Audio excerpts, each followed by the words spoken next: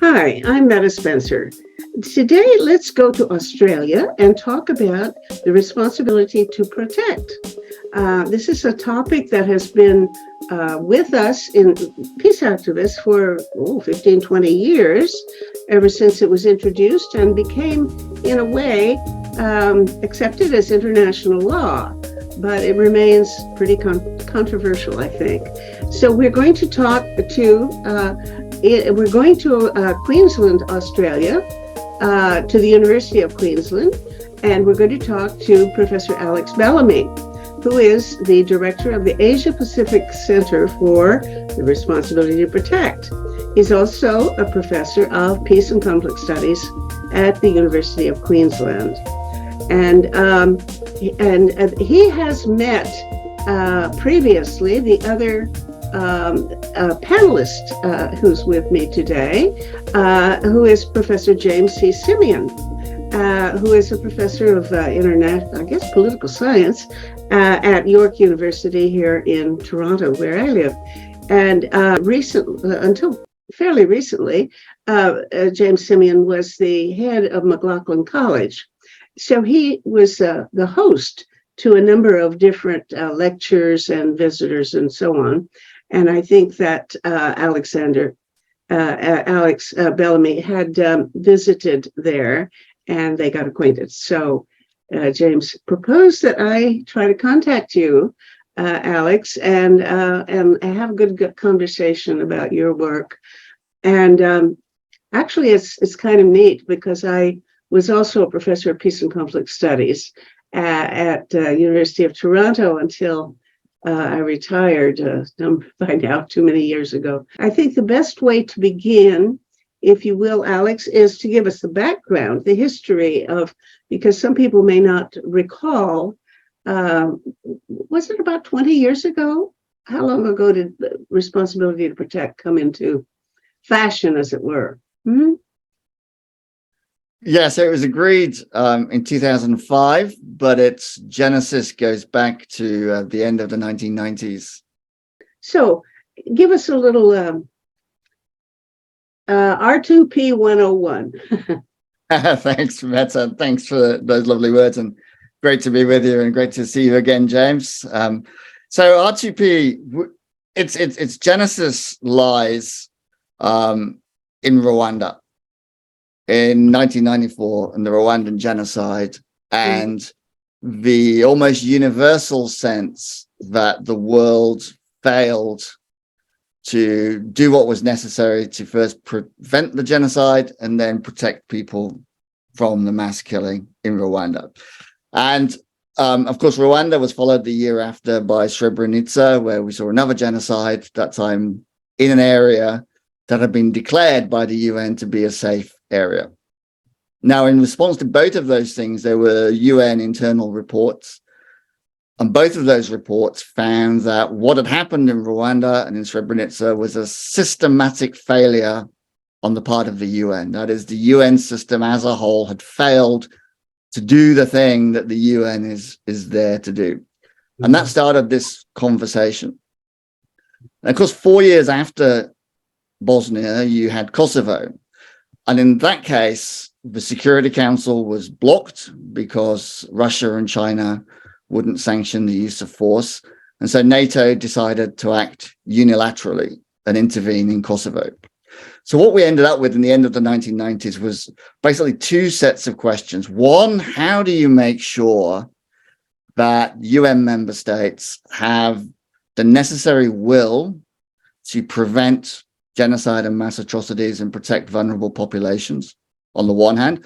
And on the other hand, how do you make sure that you don't have an international system where individual states or groups of states just take it upon themselves to intervene? Because, of course, that could be the thin end of the wedge. You could start to get all sorts of disorder.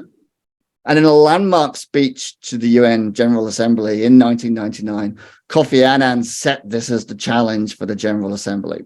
And he said, on the one hand, we can't have a United Nations where we're so beholden to sovereignty that we don't stop genocide.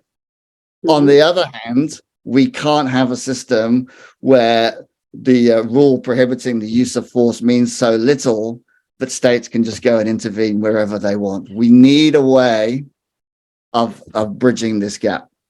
And it was actually the Canadian government that took up this challenge from Annan and commissioned an international commission of 8 experts, I think, co-chaired by former Australian Foreign Minister Gareth Evans and former Algerian and UN diplomat Mohamed Sarnoun, to hold a series of consultations around the world and try and figure out a way forward on this. And what they came up with was the concept of the responsibility to protect. And what they were arguing in that concept was that we needed to flip the question. So the question becomes no longer, when is it right to intervene with military force? What should we do when the Security Council is blocked? But the question is rather one of protection. How do we best protect people from these atrocity crimes? And their response was, well, you best protect through prevention. And so there was a whole series of recommendations about how you improve prevention. But of course, response and rebuilding is important too. So you had those other elements. Now, the report was scheduled to be released initially in September 2001. But of course, something else happened in September 2001, which shaped the whole agenda. And so it's kind of telling, actually, that it was scheduled to be released, and they ended up releasing it the following month. But of course, for the first few years, the international agenda was very much framed by 9/11, and these things sort of bubbled along.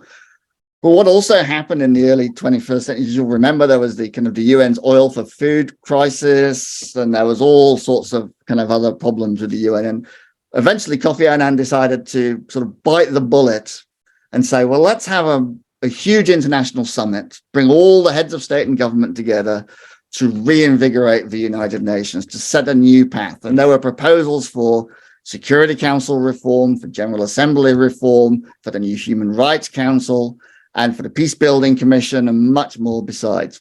And one part of that Annan wanted to do was to go back to his original challenge in 1999 and say, well, can we do that as part of this process? And so he took some of the ideas from the commission. These were, of course, negotiated away and negotiated down, as things are at the UN.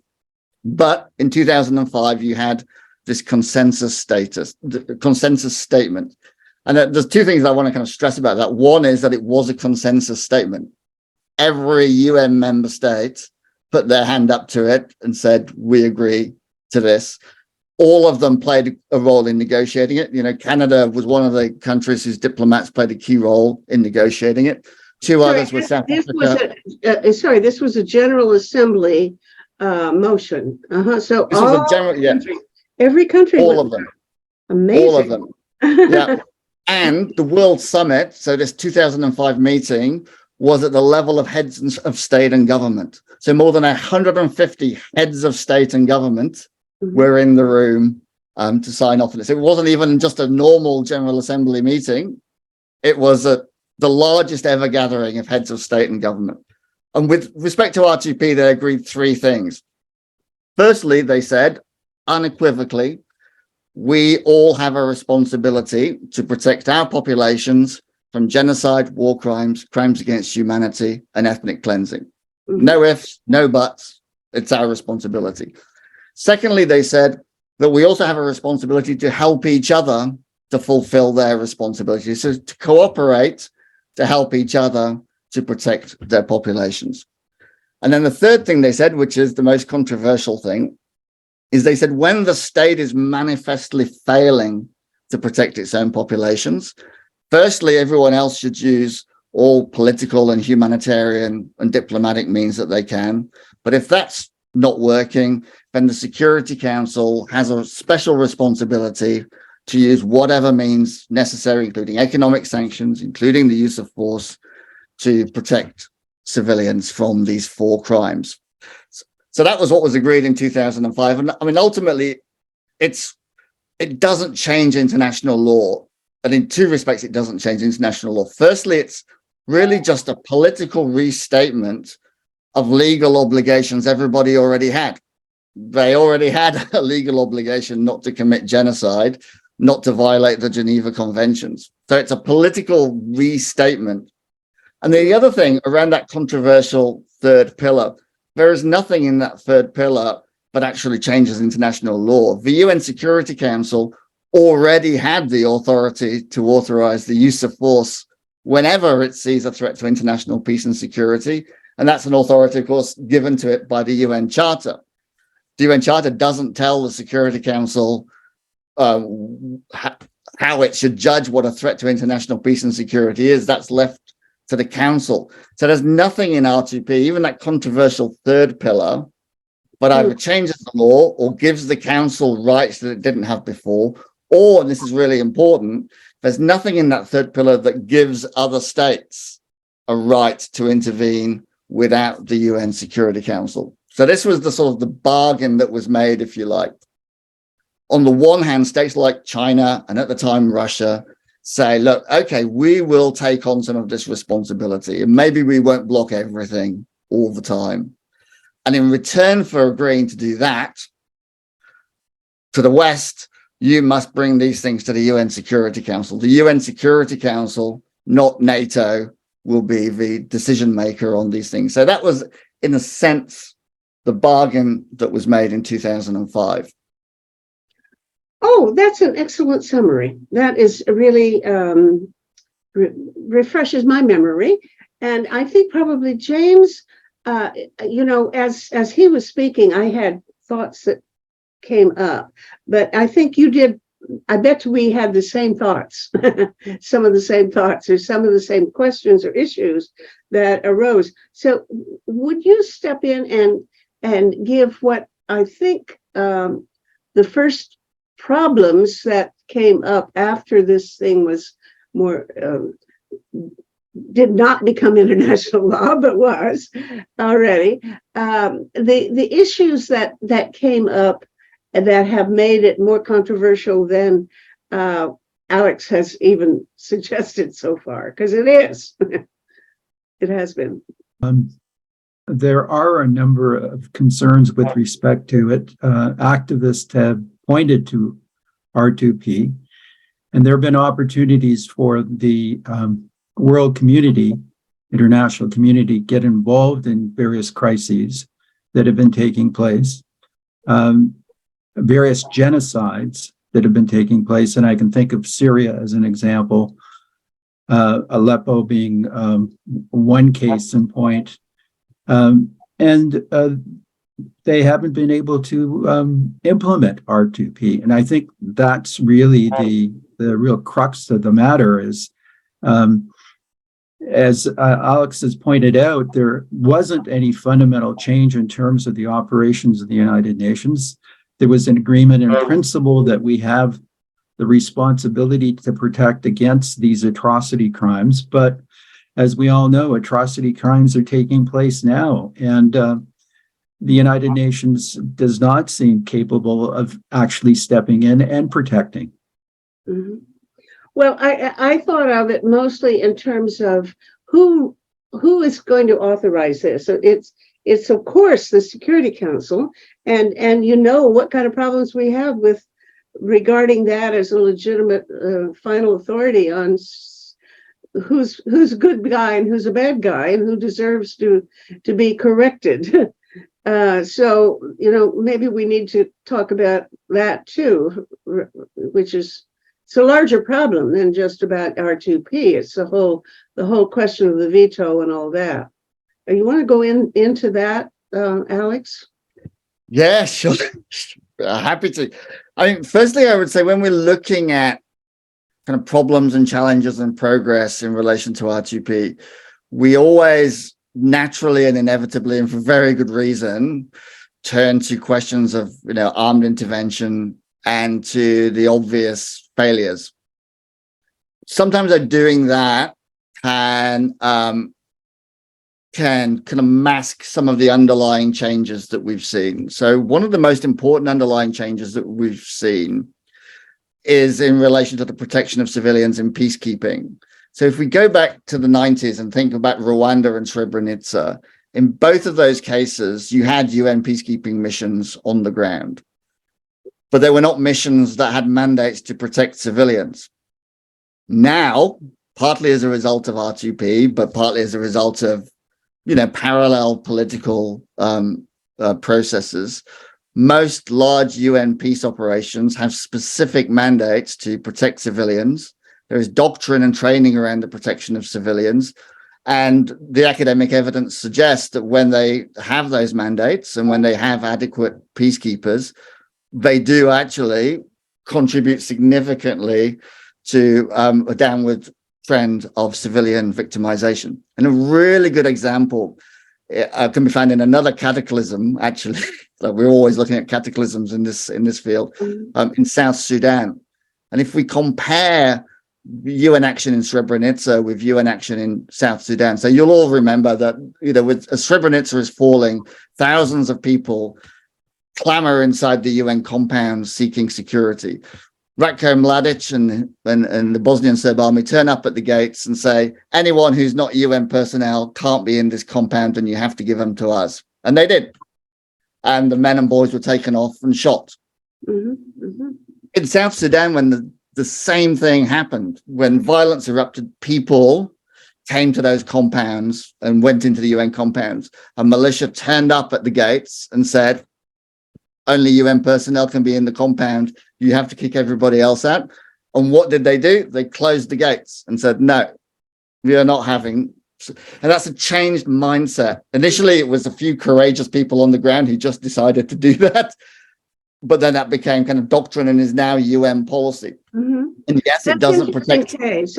I'm thinking also of East Timor, but I guess East Timor may have happened before R2P came into, so we can't give credit to R2P for that. But I believe the UN did protect lots and lots of people there. Absolutely, yeah. East Timor is part, and James will know more about this than I do, is part of the story of the evolution of R2P, because two things happened that I skipped over between Kosovo and 2005 that made leaders think that actually peacekeeping can work. One thing that happened was East Timor. The UN's response was late. Hundreds, if not thousands, of people were killed in the post-election violence. But nevertheless, overall, it was not as bad as it could have been, and there was a transition. The other was Sierra Leone, which in 2001, the UN mission in Sierra Leone almost completely collapsed. But it was saved by some decisive action by the UN, supported by the British and a few others. And that mission not only didn't collapse, but it turned around. It adopted protection of civilians mandates. It became a little more proactive. And as a result, the peace process got going again. A peace was established and the peacekeepers were able to withdraw. And when we're looking at the map of the world and the trouble spots today, we're not looking all that much at West Africa. And there are still problems, of course, in West Africa, but 10, 15 years ago, we would be looking at Sierra Leone, we'd be looking at Cote d'Ivoire. Of course, we're still looking at Nigeria. But now those are not the places that we think of first and foremost when we're thinking of the world's disasters. And that's in part because of the way the UN and regional partners, so ECOWAS and the AU, have played vital roles as well. And again, sorry, I segue, but this is something we often miss when we're having a kind of a conversation amongst Westerners about R2P, is we forget the significant African agency. You can tell an African story about the origins of R2P that emphasizes Rwanda, emphasizes the role of Kofi Annan, and emphasizes the role of the AU. The AU actually has R2P written into its charter. It says the AU has a right to intervene in its members' affairs in cases of genocide and mass atrocities. The AU did that before the UN did that. So the African Union was already there before the UN got there. So you've got these kind of underlying changes. The thing that worries me right now is that we're starting to lose ground on some of that as well. We're starting to see the Security Council find it more difficult to reach common ground even on peacekeeping because of the geopolitical problems. We're starting to see, as a result of kind of COVID and financial crisis and other things, states becoming more reluctant to commit troops to peacekeeping operations. Again, James will know this better than I do, but right across the UN's human rights agenda, women, peace and security, through to, anti-torture, you're seeing pushback in a way that I think is more pronounced now than at any point since the end of the Cold War. And that's right across, which endangers even those kind of underlying progress. Alex, I'm wondering whether or not you can conceptualize R2P as a continuum. And at one end, you have prevention, early warning, and adopting different kinds of diplomatic measures and so forth to try to intervene to prevent the atrocity crimes from taking place. And at the other end is you actually have Chapter 7 and the Security Council. If you can get agreement, of course, among the 5 permanent members to intervene in those extreme cases. We haven't had any examples of that. But as you've outlined, there have been a number of measures that have been put into place. And I'm wondering to what extent those measures have really been the heart and soul, if you will, of R2P, at least at this point. Thanks, James. I think that's a brilliant way of conceptualizing it, both in terms of how you think about R2P, but then also about how you understand the effect of R2P. I think you're absolutely right that where R2P has been most effective, it's been in that front end, what we might call pillars 1 and 2. So all this peacekeeping that we talk about, all this protection of civilians work, all of that is pillar 2, because that is all done with the consent of the host state. And where it's been most effective is there and not at the other end. I think it's the case that at the other end of the spectrum, at the response end, R2P is always both going to have less effect and results are going to be more ambiguous. And I think that's for 2 reasons. First, it's going to have less effect because when you're talking about decision making about the use of force, there are so many other issues at play in that. Issues about geopolitics, about domestic politics, about political leadership, about that. R2P and protection is only ever going to be one of dozens of things that are at play in that decision making. It's always going to be contingent. It's always going to be unpredictable. That's just the nature of decision making at that. And the other thing is the results are always going to be tragic, right? Because when you're at that stage, you've already got massive violence. So the results are likely to be ambiguous. People are going to die irrespective of whether you do something or not. And they're going to die irrespective of what you do, because the very nature of the fact that you're in that decision-making moment means that you're in this highly violent, highly tragic, highly contingent situation. And I think the way you've conceptualized it is brilliant, because I think we often forget that about the intervention stage of decision-making. So, for example, if we look at Libya, it is almost a consensus in the Western world that the Libya intervention was a complete disaster because there was 6 more months of conflict, and then 2 years later, Libya descended into civil war again. But what we're not doing when we do that sort of analysis is 2 things. Firstly, we're not asking what Libyans themselves think about this. And when we ask what Libyans themselves think about it, we get a quite different answer. We discover, for example, that a year after the intervention, this was Pew Research Center found this, 75% of Libyans still supported the intervention. So even when things were starting to unravel.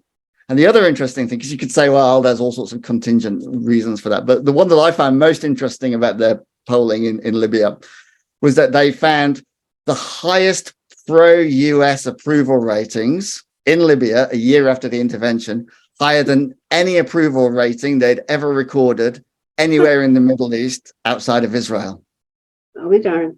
Oh. Which tells you something. And that's, I think, the first thing. I think the other thing we miss is the kind of the contingencies. Well, what would have happened without that intervention? Mm-hmm. So we assume that sort of every death that occurs after that intervention is because of the intervention. Mm-hmm. And we forget that, well, things would have still been playing out. So Libya was already in a civil war at the point of intervention.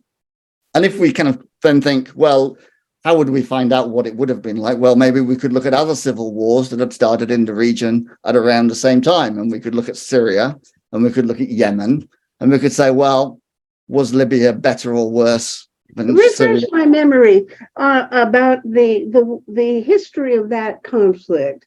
My memory was you got two forces. They're in different places. I can't even remember the names of the towns, but there was this one place, off to the east, and these two armies in a way were coming toward each other, and it struck me that that's exactly where you would want to insert unarmed peacekeepers and say, don't either one of you make another step forward, because we're not going to allow this to happen. But that's not what happened. Now, remind me what did happen. So what did happen? So you're broadly right. So you have a situation where you have the rebels are holding Benghazi. That's the word I wanted. Gaddafi's forces are closing in on it. But there's two things that happen which kind of relate it to R2P. One is that Gaddafi's forces are using force indiscriminately, right? They're targeting civilians. The other is that Gaddafi uses in his public statements explicitly the language used by the Rwandan genocidaires in 1994. He explicitly says, when we take Benghazi, we're going to kill all the cockroaches. He uses that phrase, the cockroaches, which is exactly so immediately all the alarm bells go off, right? Gaddafi is now, whether he's bluffing or whether he means it, like, who knows? But this explains why the UN Security Council authorizes intervention. And again, that's something what did the UN peacekeepers do, though? Because I don't think they did what I wanted them to do. And I can't remember what they did do. So they're authorized to do two things. They're authorized to use all necessary means to protect civilians, and they're authorized to impose an arms embargo. Now, much of the debate subsequent hinges around what all necessary means to protect civilians means. Some people say, well, it didn't mean regime change. Other people, myself included, say, well, if it didn't mean regime change, why doesn't it say all necessary means except regime change? Okay. If it's the regime that's doing the...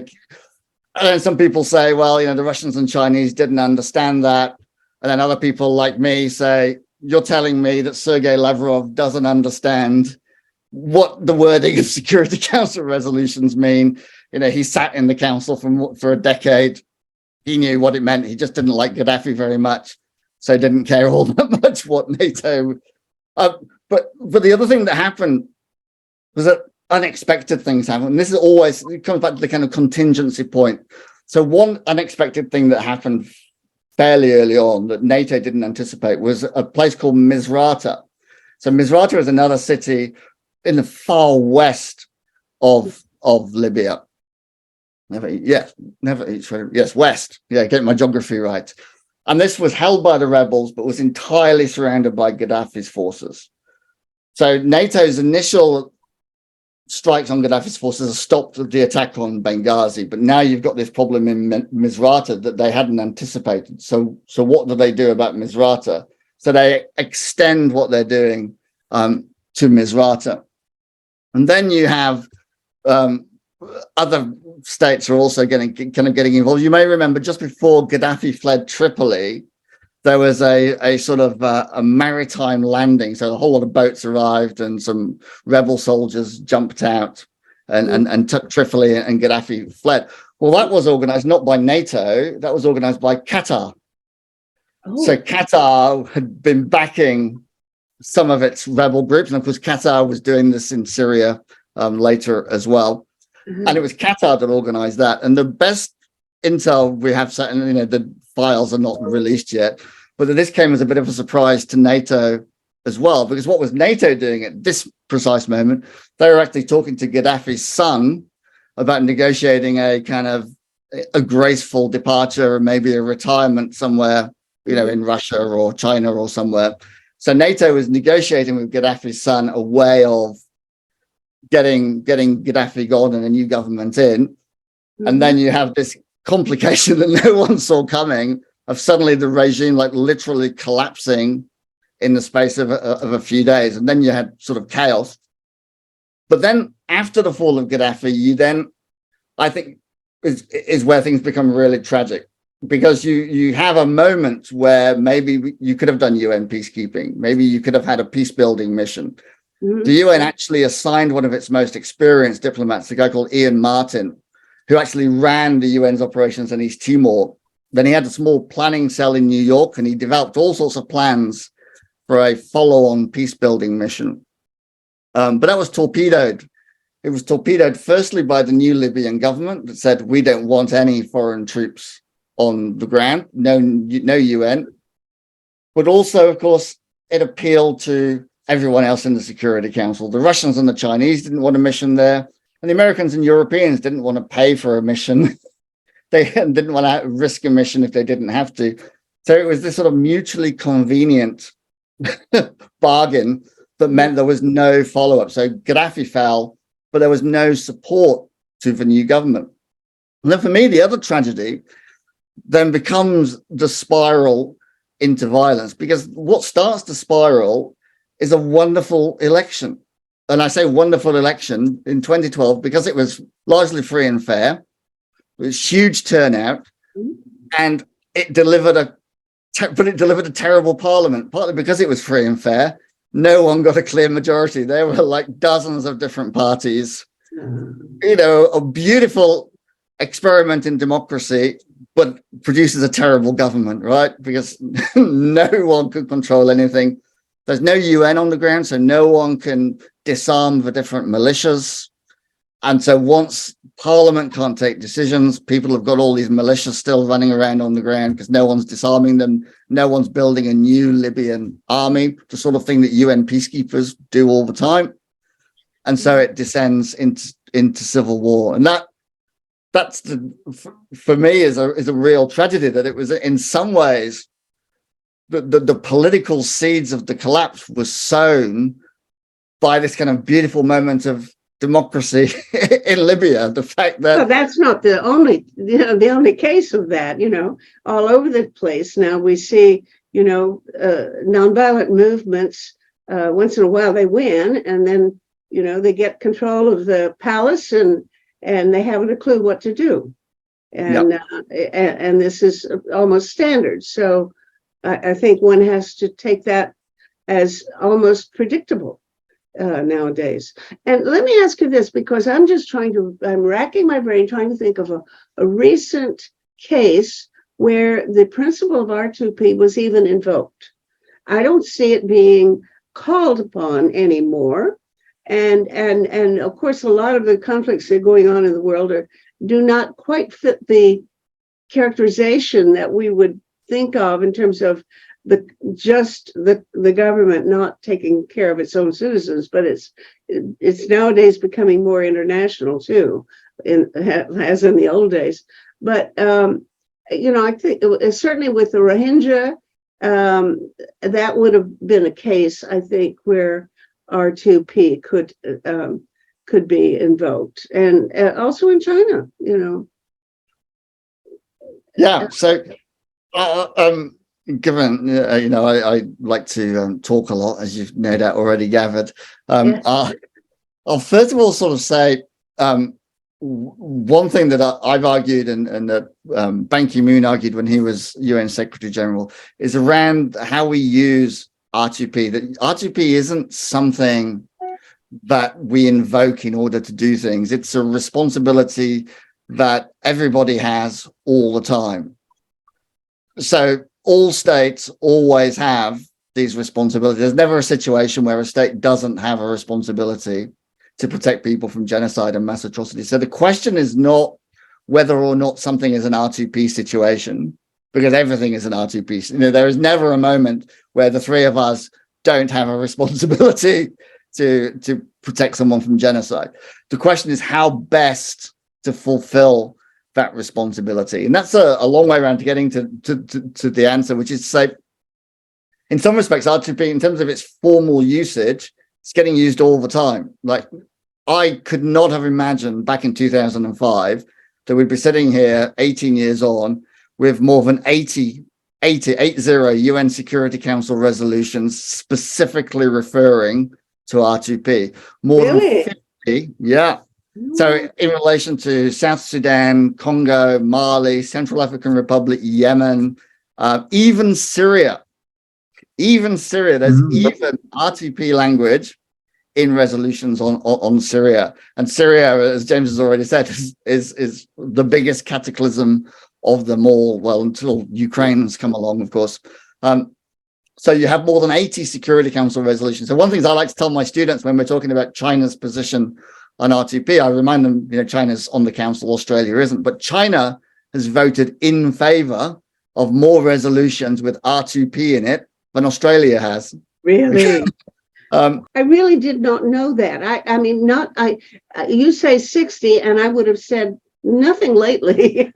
Yeah, it's because most of them are in the context of peacekeeping operations. So mostly they're in the context of the UN has a peacekeeping mission in, say, Congo or South Sudan. That peacekeeping mission is mandated to protect civilians and also to support the local authorities to protect population. So to support the local state to fulfill its responsibility to protect. So most of them are in that context. There are a few kind of outliers, like the Syria one, for example.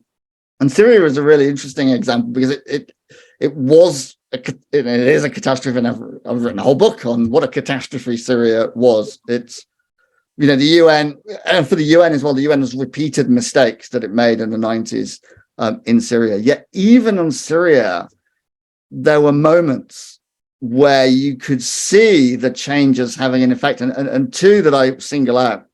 One is Resolution 2165, which authorized the delivery of humanitarian aid into Syria without the consent of the government.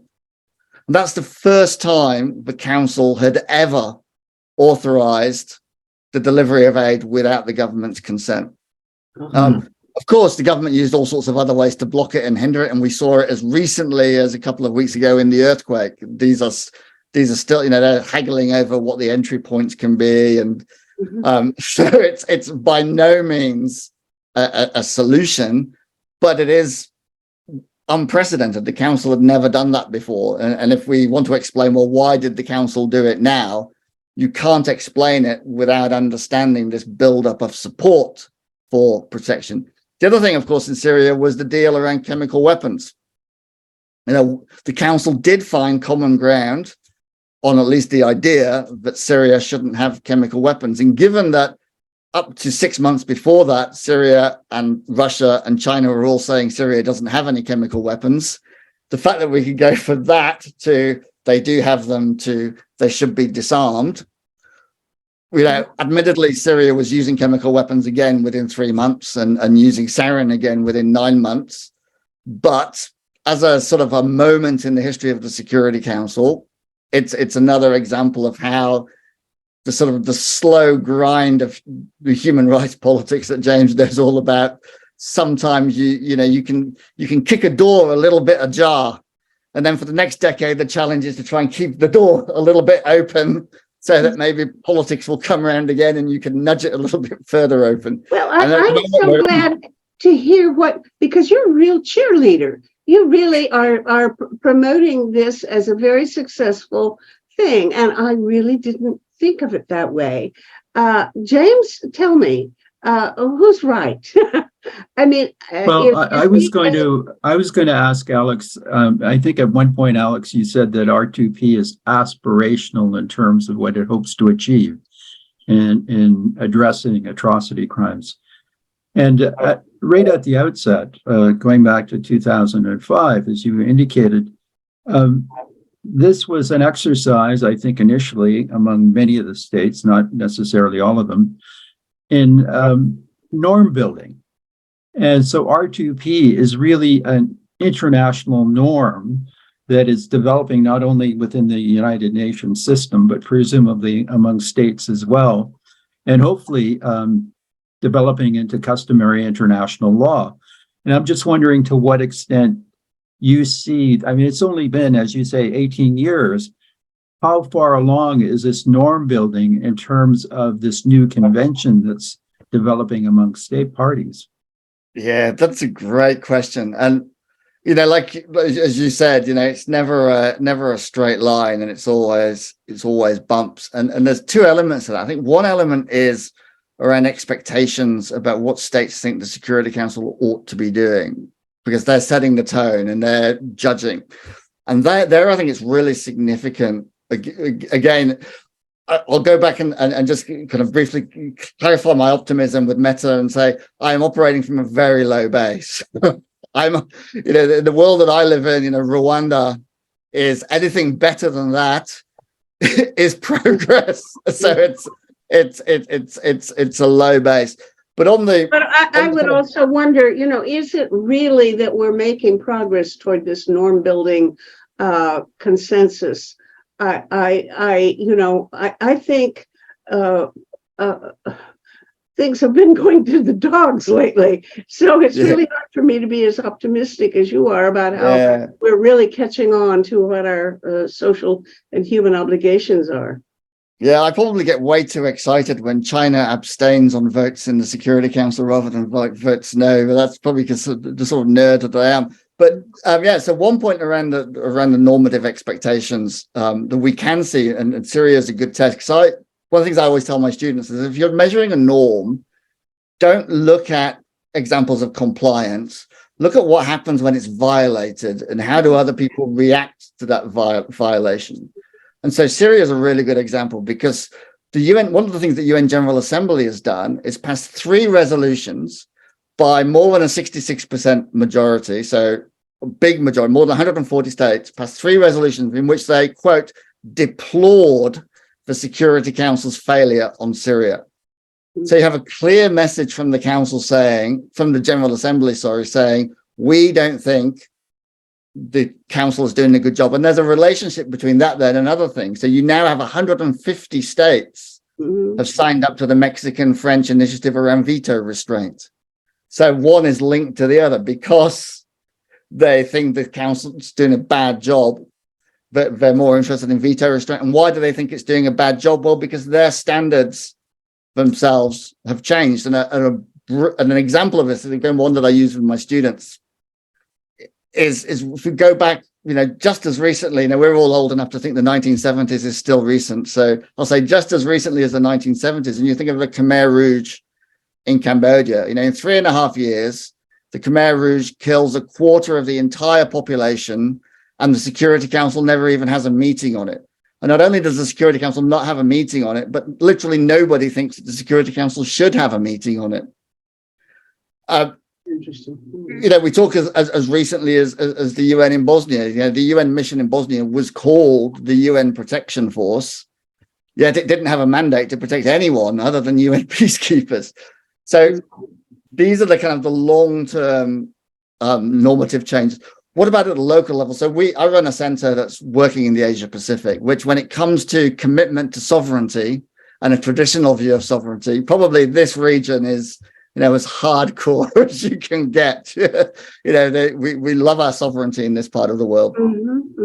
But we've seen governments change position. So Malaysia, for example, started off very skeptical about R2P and has moved to be fairly supportive of R2P and its positions both on the general subject, but also on specific questions. So on the UN Security, when it served on the UN Security Council, for example, it voted on most R2P related issues in exactly the same way as Canada would have voted.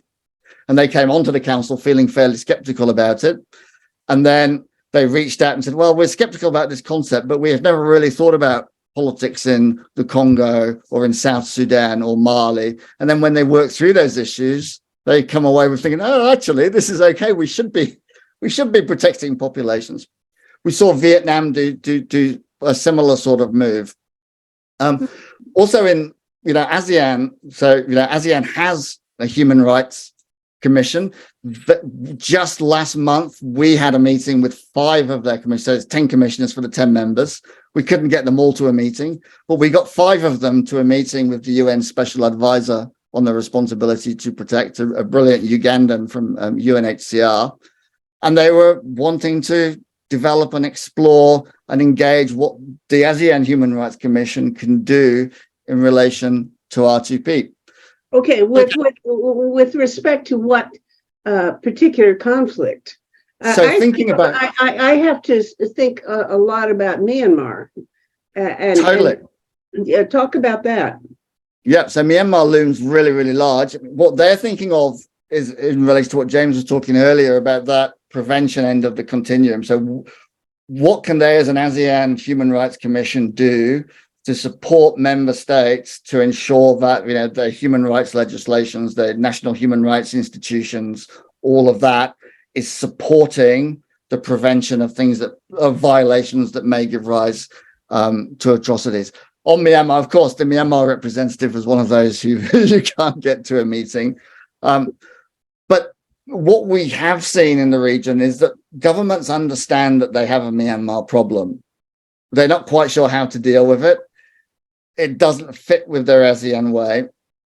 But also the Myanmar problem is complicated by the fact that the Western way didn't seem to work either. So decades of sanctions didn't seem to move the government either. So I think Myanmar is a really difficult case precisely because there are no straightforward answers to how you get from where we are to reform. So Aung San Suu Kyi and the NUG government were trying to do that, but even that involved serious compromises and trade-offs. You know, Aung San Suu Kyi was in power during the Rohingya genocide, and she had to try and navigate her way around it.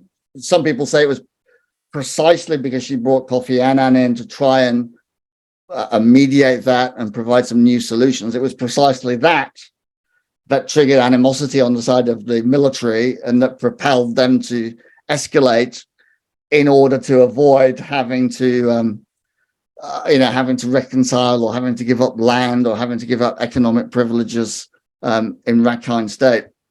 So, you know, Myanmar is one of those, and Syria would be another, North Korea would be another. Of course, the situation in Xinjiang is another, where you have such difficult politics, but it's really difficult to see what can be done, and where governments are kind of hesitant and uncertain. And that's where I think the role of us as academics can come in. And I think in the R2P community, I think we've got to do a step change from norm building and evaluating norms. I think we've got to move away from that and spend more time thinking about country-specific situations. So what's actually going on in Myanmar? Who are the sources of threat? Who are the key actors? Who are the civil society? Do you have a plan? I mean, if you were making decisions about what to do about Myanmar, what tools are available at all that I'm not aware of? Because I would be stumped. What would you do? And James, what would you do?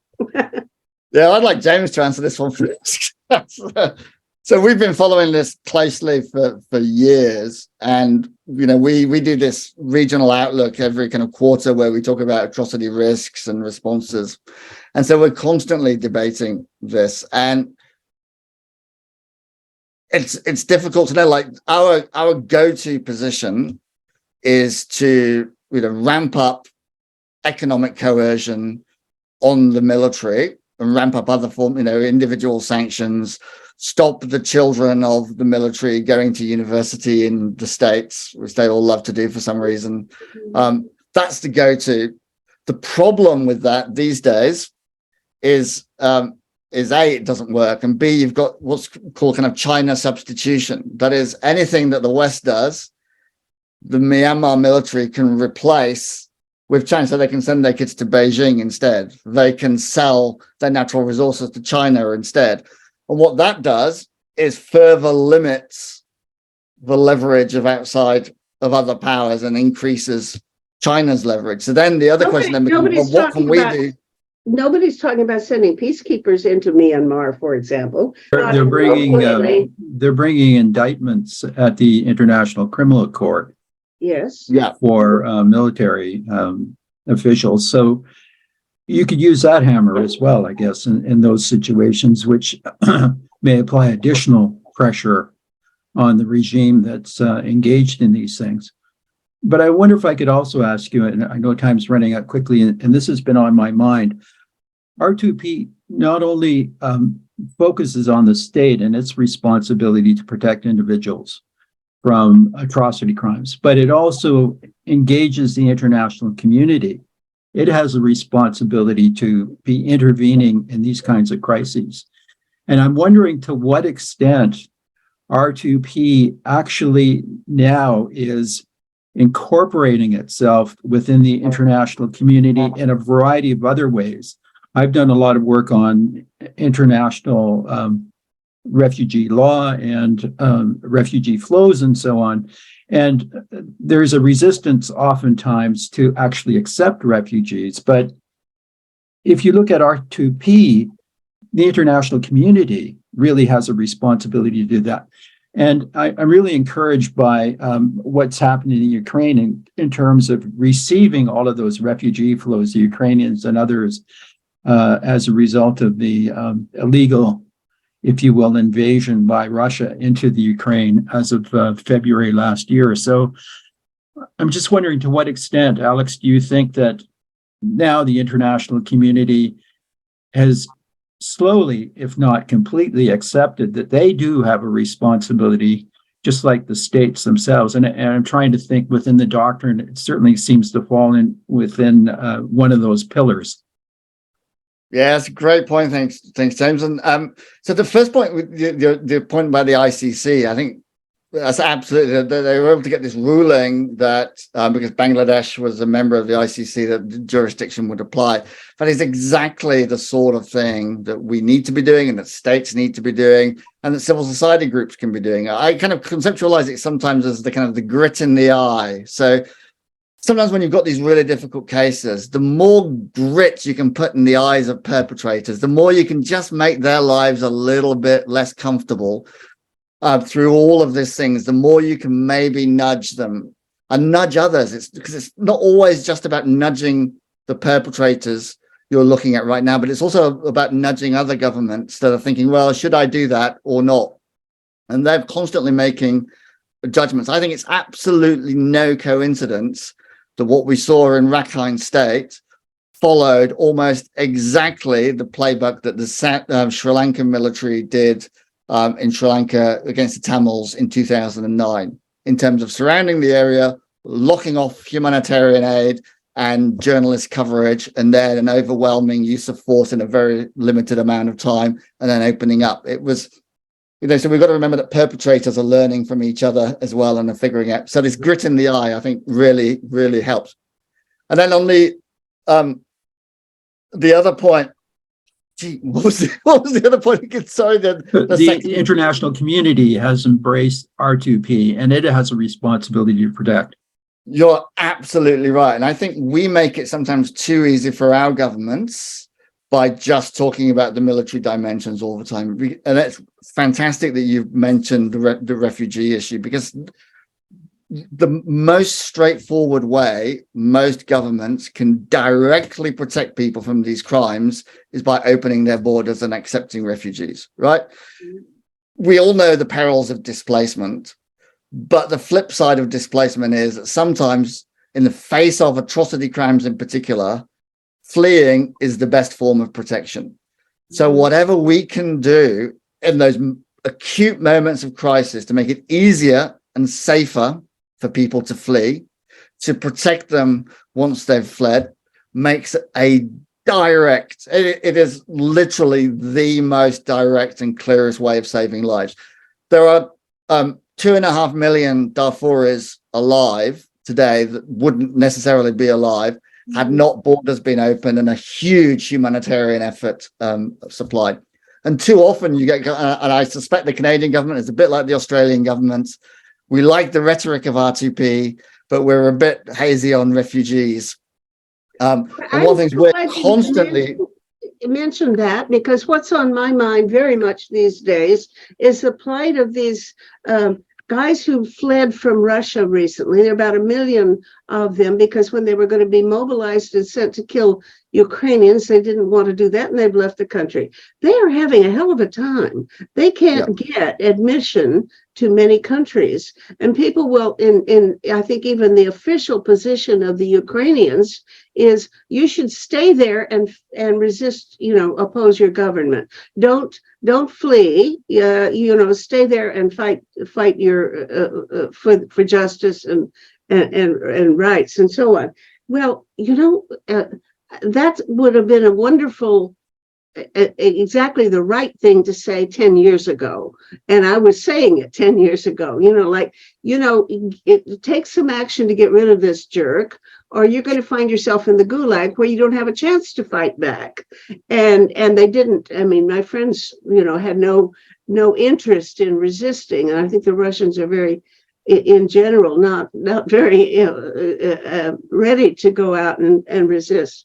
But for this, right now, there's about 1 million of these guys, and a lot of them are really in deep trouble. But you can claim on the basis of conscientious objection that you're morally opposed to this war, you don't want to kill people, and therefore you're leaving Russia and you're seeking asylum elsewhere because you're going to be punished by not showing up when you're conscripted for service. So there are ways for these people to actually claim refugee but status. Apparently, EU won't take them. EU won't let them in. Many countries won't let them in. I don't even know what Canada's official position is. Because I'm in touch with some of these guys, and they are really having a very difficult time. Yeah, I can appreciate the resistance on the part of states, but they certainly would have a right to claim asylum on the basis that they're opposed to the war and they don't want to take up arms against any state, Ukraine or anyone else. So even though states may resist this initially, they do have that right in law. Well, okay. I'm going to put you in touch with some of my friends because maybe you can give them some good advice. Yeah. Okay. Well, but just come back to what James was saying as well, because I think he really touches on a really vital point, and this is something that we all need to be paying more attention to. Is just the wide variety of levers and instruments that can be used that we're not necessarily using. Including refugee law, including human rights law, including non-violent peacemaking, non-violent civilian observation. So there's non-violent peace force that will send unarmed observers into dangerous places. But we know that when things are being observed, atrocities are less likely, right? Massively upscaling. These are things that could be massively upscaled. Imagine if we had 1 million of them. You could imagine if we were really prioritizing refugee protection and safe movements. If these are all kind of levers. So one thing we did last year, we did a little kind of a guidebook for UN member states on all the things the UN General Assembly can do, and we know it can do it because in some cases in the past it has done it, and it was doing quite a lot in the 60s and 70s. And there's a whole range, for example, we've got, the UN General Assembly getting involved in criminal investigations. It can't prosecute, it doesn't have those powers, but it can collect evidence. And just sometimes the very act of collecting evidence, it's not going to stop the hardened perpetrators, but it might stop the fourth or fifth in line who's like, do I really want to, want to end up in The Hague or wherever? And imagine a world. Now I'm getting very optimistic. Whenever you say imagine a world, there's something idealistic coming on, where we were doing all of these things. So there is no one thing that's going to make the difference. But the more of these things we're doing, and the more that different sorts of actors are doing different sorts of things. Universal jurisdiction is being adopted by a number of states, and as you know, recently there have been some people.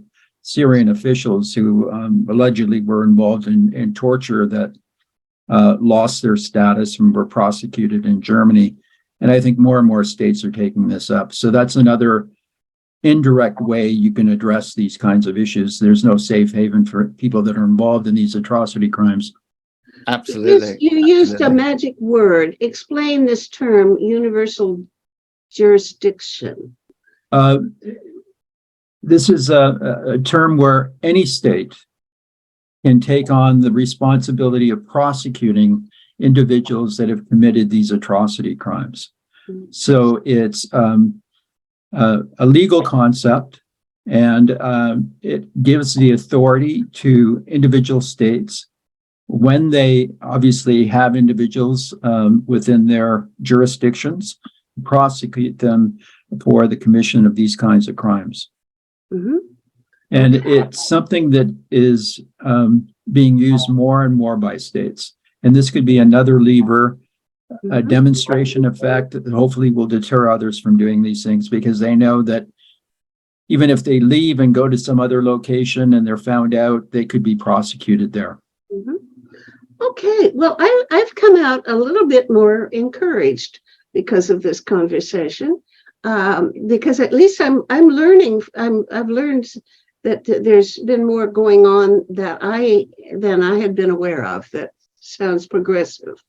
So, and I'm certainly with James, the notion there's a lot more that we should be doing, and your comment too, that there's a lot more that countries can be doing to alleviate these problems. So it's been very refreshing and enlightening to me, and I'm glad to have had a chance to get together with you. So thank you very much. Thank you. I've enjoyed it, and great to see you both. And thanks for the great conversation. Project Save the World produces these shows, and this is episode number 551. Watch them or listen to them as audio podcasts on our website, tosavetheworld.ca. People share information there about 6 global issues, and you can too. To find a particular talk show, enter its title or episode number in the search bar, or the name of one of the guest speakers. Project Save the World also produces a quarterly online publication, Peace Magazine. You can subscribe for $20 Canadian per year. Just go to pressreader.com on your browser, and in the search bar, enter the word peace. You'll see buttons to click to subscribe.